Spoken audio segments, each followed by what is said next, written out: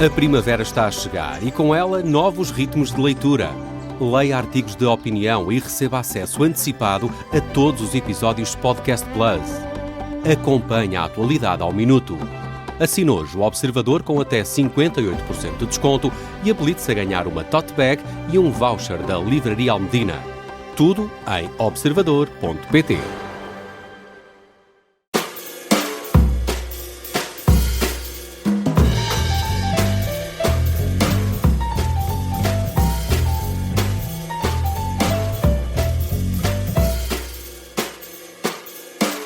Bem-vindos ao Sofá do Parlamento. O CDS termina hoje as jornadas parlamentares, depois de uma semana em que conseguiu fazer aprovar uma proposta para a mudança do regime sobre o género e o nome, e por isso hoje recebemos o deputado do CDS, João Almeida. Bem-vindo. Têm sido públicos os apelos de figuras da direita para que este governo faça mais reformas. O CDS tem, entretanto, vincado que é o líder original do combate ao wokeismo. As mudanças que o país precisa são, sobretudo, culturais? Antes de mais, boa tarde. São culturais, mas as mudanças que o país precisa são, eu acho que acima de tudo, de mentalidade. Nós precisamos, e aí o Primeiro-Ministro, num discurso que foi muito criticado, teve essa ambição. Nós precisamos, enquanto país, de confiar mais em nós próprios e precisamos de nos ver como um país que, no contexto da União Europeia, deve ser mais. Nós não nos podemos conformar com aquilo que aconteceu durante o ciclo político de governação da esquerda, de constantemente Portugal descer num indicador que eu acho que é um indicador essencial, que é o do PIB per capita. Ou seja, cada português, durante a governação da esquerda, comparado com os outros países da União Europeia, com as pessoas dos outros países da União Europeia, passou a ter menos rendimento. E isso não faz qualquer sentido quando nós vamos tendo gerações mais qualificadas, quando temos empresas que fazem tudo para ser competitivas e depois não conseguimos traduzir isso naquilo que é a realidade da vida de cada um dos portugueses. Eu acho que a grande reforma é conseguirmos trazer à vida de cada um dos portugueses uma qualidade que neste momento, infelizmente, ainda não tem. Mas deixe-me aproveitar aqui ainda para provocar naquilo que tem sido a atividade do CDS aqui no Parlamento. Nas últimas semanas apresentaram uma iniciativa sobre a questão das bandeiras em edifícios públicos, agora também esta questão do regime de mudança de género e de nome. Isso não significa que passaram questões como a descida de impostos ou libertar a sociedade do Estado, que eram bandeiras do partido, para um segundo plano? Não, significa que nós estamos numa fase do ano político pós-orçamento e, portanto, é normal, nós temos o final do ano, é normalmente dominado pela questão orçamental, com a votação do orçamento, onde todas essas questões são relevantes. E eu chamo a atenção que nós, no último orçamento, voltámos a contribuir para que os impostos sobre as pessoas e sobre as famílias baixassem. E, portanto, baixou o IRS e baixou o IRC no orçamento que estamos agora a executar. E, portanto, é normal que nestes primeiros meses do ano haja o debate de outras questões que não são questões tão orçamentais e tão de reforma do Estado, mas mesmo na reforma do Estado está neste momento em curso, o Ministro da Reforma do Estado tem anunciado algumas bandeiras que para o CDS são muito importantes de simplificação e digitalização por esta ordem, que eu acho que sinceramente fazem muita falta ao país e sobretudo às empresas, mas tem muito a ver com isso, com o momento e não com uma questão de prioridade. Então há aqui uma tentativa de pescar de olho ou de ocupar um espaço político que ainda há pouco Nuno Melo recordava que foi ali conquistar uma grande parte da bancada ao CDS, que é o do Chega. Não, ao normal, ao CDS a reafirmar. Sabe que há uma coisa que às vezes, isso vem mesmo das redes sociais, as pessoas dizem, finalmente agora também dizem questões que há 20 anos o CDS diz e que, provavelmente por demérito seu, em alguma fase da história do partido, perdeu para outros partidos e designadamente para o Chega, mas eu acho que é evidente que aquilo que o CDS hoje em dia defende, o posicionamento na sociedade, que tem a ver com um posicionamento de equilíbrio que o CDS sempre defendeu. E, portanto, o que aconteceu foi nos anos de governação da esquerda, principalmente os anos da geringonça, um desequilíbrio, um acolher de um experimentalismo social que nós sempre combatemos e que, aliás, é um experimentalismo social que veio para Portugal já numa fase retardada e que está a recuar também em muitos outros países da União Europeia. Eu chamo a atenção, por exemplo, que nesta questão que discutimos na semana passada e que o CDS tinha um projeto muito focado sobre bloqueadores de pobreza. Aquilo que nós propomos já foi feito nos países nórdicos, na Finlândia, na Suécia, na Noruega, acabou de ser aprovado no Reino Unido, está em discussão também na Bélgica e nos Países Baixos. Não são países tidos como países conservadores, pelo contrário. E, portanto, o que estamos a fazer, e sempre fizemos, é trazer a ciência para estas discussões. E a esquerda normalmente não traz a ciência, traz o experimentalismo social. Deixe-me voltar então à questão das reformas. Pedro Passos Coelho tem sido vocal nas últimas semanas. Enfim, é mais uma luta, diria, dentro do PSD, mas o CDS fazendo parte desta fórmula de governo. As declarações de Pedro Passos Coelho põem em causa, de alguma forma, a estabilidade deste Executivo. Beliscam essa estabilidade? Eu acho que é normal haver ambição e é normal que quem fale, não estando neste momento no exercício de funções, tenha essa ambição. Aconteceu mesmo a Pedro Passos Coelho. Quando Pedro Passos Coelho era Primeiro-Ministro, também havia vozes do PSD a dizer que as coisas deviam ser mais de uma ou de outra maneira. Na altura o contexto era diferente e, portanto, relativamente ao ajustamento, que o ajustamento devia ser feito de forma diferente. Eu, sinceramente, eu não gosto de unanimismos e, portanto, acho que é importante haver reflexão e uma coisa é evidente. Nós, para sermos competitivos, precisamos de ser ainda mais ambiciosos. Acho que o Governo está a seguir. É um Governo que tem baixado impostos todos os anos, e isso é importante.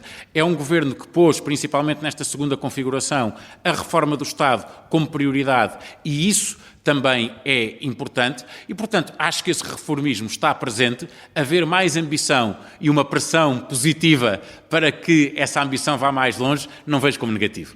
Não mina, de alguma forma, a autoridade do Primeiro-Ministro, até dando gasolina à oposição? Não pode minar, aliás, a oposição é que eu acho que fica numa figura muito pouco credível quando, depois de anos a dizer que a culpa era do Passos, agora o único discurso que a esquerda tem para tentar atacar o governo é dizer que o Passos é que tem razão. Acho que é um sinal dos tempos da total incapacidade da esquerda de ter uma proposta alternativa e a inconsequência daquilo que é a oposição feita designadamente pelo Partido Socialista neste momento. Vamos também a algo que o Presidente do Partido falou há pouco.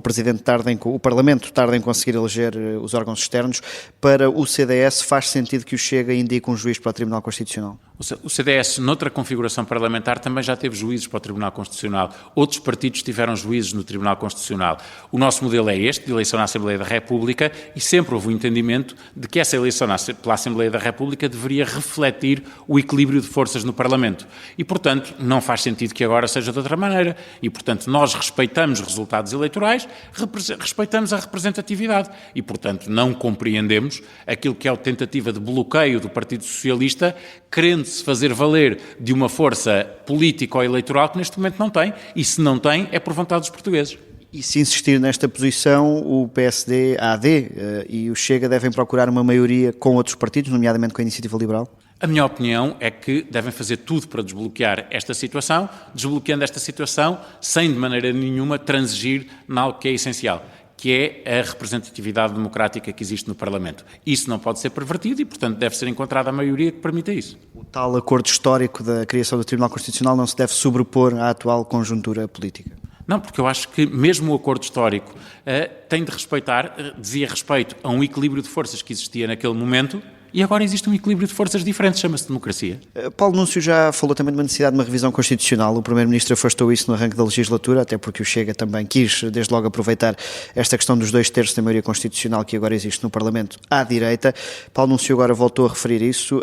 Já conversaram com o PSD sobre isso? Quando é que se enquadraria essa revisão nesta legislatura? Há duas questões aqui. Uma é a importância de uma revisão constitucional, outra é o momento em que ela pode ser feita. A revisão da Constituição é algo que o CDS também sempre defendeu. O CDS é o único partido, nós comemoraremos para a semana os 50 anos da Constituição, o CDS foi o único partido que votou contra esta Constituição, mas depois votou sucessivamente a favor das suas revisões, ou seja, ao contrário, por exemplo, do Partido Comunista, que votou a favor da Constituição e contra todas as revisões.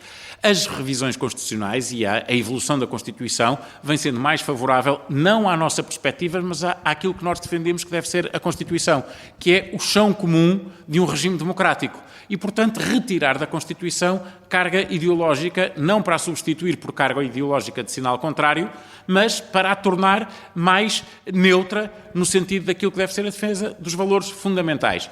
Sinceramente, achamos que ainda há caminho para fazer nesse sentido. Não somos nada indiferentes ao facto de, pela primeira vez, existir uma maioria que possa fazê-lo sem a intervenção dos partidos de esquerda. E, portanto, achamos que o horizonte de uma legislatura é o horizonte normal para ponderar essa revisão constitucional. Mas para isso é fundamental outra coisa. Não há revisões constitucionais em instabilidade. E, portanto, quem quer maior urgência na revisão constitucional tem também de saber se dá condições de estabilidade para que esse debate seja feito com serenidade e não seja, o pior que se pode fazer é um debate de uma revisão constitucional num clima pré-eleitoral, em que, obviamente, nem a revisão constitucional será boa, nem a questão democrática fica mais estabilizada. E, portanto, acho que se tivermos um horizonte de uma legislatura de 4 anos, é uma boa oportunidade para fazer uma revisão constitucional, mas com calma. Isso poderia materializar-se como? Com um compromisso maior do Chega em garantir essa estabilidade política para conseguir fazer a revisão constitucional e dar estabilidade ao Governo? Acho que é imprescindível, quer dizer, a revisão constitucional, se é importante para todos nós,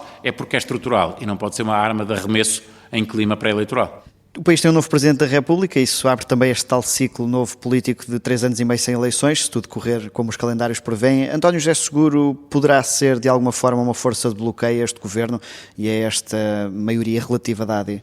Não vejo que o possa ser, quer pelo compromisso que assumiu em campanha eleitoral, quer principalmente pelo compromisso que reiterou na tomada de posse e, portanto, aquilo que sempre foi assumido pelo Sr. Presidente da República é que pretende ser um fator de estabilidade e que está também empenhado em que haja esse período sem eleições, por considerar que isso é importante para o país e até fez questão de o concretizar naquilo que foi o ponto fundamental nos últimos anos, que é a questão orçamental, dizendo claramente na tomada de posse que a sua doutrina, a sua interpretação constitucional é de que o sumo de um orçamento não implica a dissolução do Parlamento. Acho que isso é um sinal claríssimo de que o Presidente da República está com uma lógica de manutenção da duração das legislaturas e não de uma instabilidade que permita a convocação de eleições à primeira dificuldade que haja num Parlamento que, não tendo uma maioria absoluta, obviamente vai tendo essas dificuldades. É uma figura que o deixa descansado no Palácio de Belém, porque já sabemos também que Paulo Núncio não ficou convencido na segunda volta em depositar o voto em António José Seguro. João Almeida ficou convencido? Não, a questão eleitoral está ultrapassada. Neste momento temos um Presidente eleito e o que é fundamental é trabalhar com esse Presidente eleito.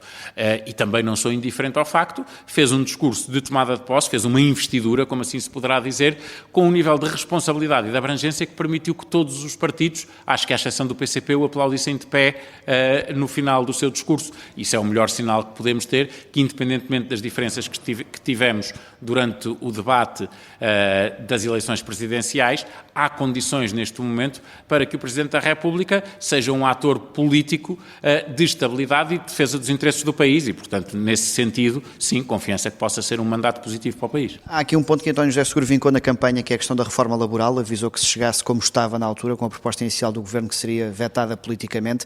Sem um acordo com a UGT, esta reforma laboral está condenada ao fracasso? Não necessariamente, por 2 razões. Uma, porque acho que já não será aquela que era no momento em que o Sr. Presidente da República disse. Aquilo que possa chegar ao Parlamento, se eventualmente não houver um acordo na concertação social, será diferente e, portanto, merecerá uma nova ponderação.